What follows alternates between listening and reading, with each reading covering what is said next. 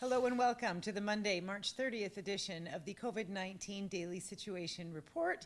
I'm Tracy Smith, and I'm here as always with Dr. Stuart Kennedy, who is the incident manager for our hospital's COVID-19 response.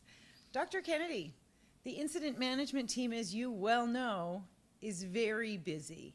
And also, many leaders throughout the hospital are very, very busy because they are being assigned many tasks, many projects.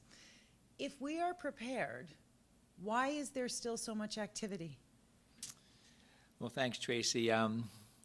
Thunder Bay and Thunder Bay Regional Hospital is in excellent shape to take on this enormous challenge, once-in-a-lifetime challenge.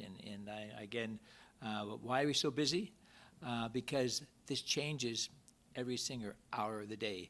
We get more information from China, from Italy, from the explosion in the United States, but there's lots of research being done on a daily basis, we're reviewing that research, and we're trying to be up to date on the best medical evidence to put the best methodology in place to protect the citizens of Thunder Bay, as well as protect the staff at this hospital and other hospitals and the long-term care facilities, and protect you as patients who enter this facility.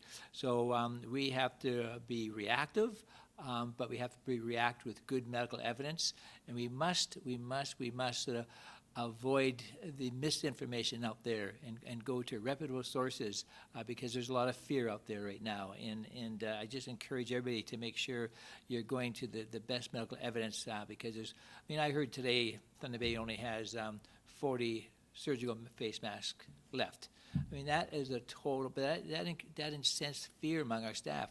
We have many more. We have thousands and thousands of surgical masks to be used in an appropriate medically confirmed style, so we don't overuse it. So the misinformation is very, very sort of significant, and it creates more fear than should be there. But all our resources right now, our highest priority is dealing with this PPE to make sure our staff are protected when exposed to the COVID-19 virus. And we are sort of moving forward. In fact, we've expanded our team to just deal with PPE, with leadership, and for a whole team just dealing with the supply and the accurate use of PPE in this hospital. And that team is going to report back to me at 4 o'clock today. That's a big job. A lot of activity going on around behind the scenes around Yes. that. So, Yeah. Okay, so thank you. So we are adjusting to an evolving situation. So speaking of changes, we do have a confirmed case, 2 confirmed cases in the community, and 1 in the hospital. Does that change anything around COVID-19 testing? Not around COVID-19 testing at this point in time. It's procedure. It's just following the same process because, again, we prepared for the first case, second case, third case, fourth case, fifth case. This has been ongoing work for the past 4 to 6 weeks, so we are prepared for this because we've had many presumptive cases, and we take the same process and protocols. But we are reviewing our medical directives, not because we've had our first case, but also because of the widespread concern that's happening down east in Toronto and the widespread concern in the United States.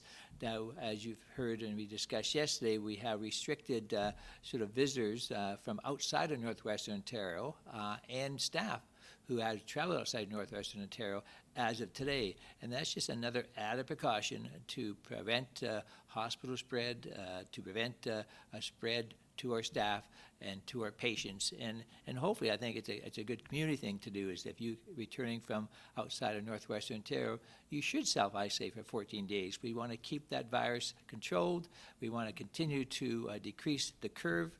And Thunder Bay at this point in time is in good shape. But we are looking at medical directives. We are finding out more and more evidence that we have to sort of expand our scope of swabbing at some point in time.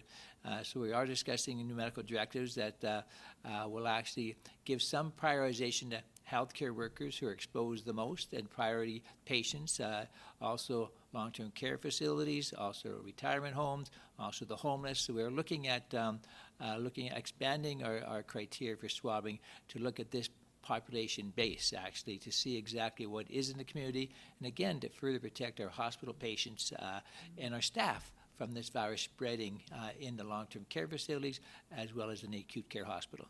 When you talk about priority patients, what do you mean by that? As far as priority patients go, I mean, we know that the vulnerable population are the immunocompromised. We also know that it's the homeless, the long-term care, healthcare workers, and that's where the spread is taking place and the amount of morbidity is taking place. So we have to make sure we take care of our healthcare workers. And now we're also knowing too, Tracy, finding out too that initially you had to have a high fever when they're in China, but now our evidence is showing that fever is one component, but it's not a major component. So we need to relax our rules regarding the patient population and our healthcare worker population to do sort of a more enhanced swabbing in that appropriate population based on good medical evidence. So again, we're learning every single day. Every single day. And responding. And have such a great team with Dr. Greg Gamble, Dr. Zaki Ahmed, all our physicians who are inputting information to our medical directors every single day. Great. So with a confirmed case in the hospital, you're talking about the protection of staff and reducing the spread of infection. Is it safe having a person treated here? Oh, absolutely. I mean, certainly we only want to take on at this point in time our emergency cases or cases who have to be here and unable to treat at home. But certainly if I was coming into this sort of institution at this point in time, I would feel very safe because of all the processes, the protocols in place, and we do have enough PPE to make sure we do the proper isolation technique and actually sort of stop spread within the hospital. So yes, I have no hesitation whatsoever that we are safe. We go through simulation training of different types of scenarios, so our staff, again, is well trained. Anxious, but well trained. And staff are safe as well. Staff are safe as well, absolutely. Now, what about moving a patient from one area of the hospital to another area of the hospital? So if a patient is positive with COVID-19 and they need to go, say, from the isolation room to have some diagnostic testing done? So that's a great question. Whenever there's a patient move, there's more risk involved because what you want to do with any isolated patient is to minimize patient movement. But we need to get diagnostics on these individuals. We need to get lab work on these individuals. And we also need to make sure our healthcare workers are protected. So again, we have a whole type of process going on when patients move from room to room or diagnostic area. The staff has to be informed that it's a presumptive case or a high-risk case COVID-19. They have to do the proper PPE protocols, and that includes porters, that includes housekeeping, that includes physicians, that includes nurses, diagnostic aides. I mean, this is the whole sort of scenario that the staff is well trained. And so the protocols have to be enforced, and they're monitored to make sure they are enforced. And each healthcare worker takes care of the other healthcare worker to make sure everybody's sort of following the same rules of engagement.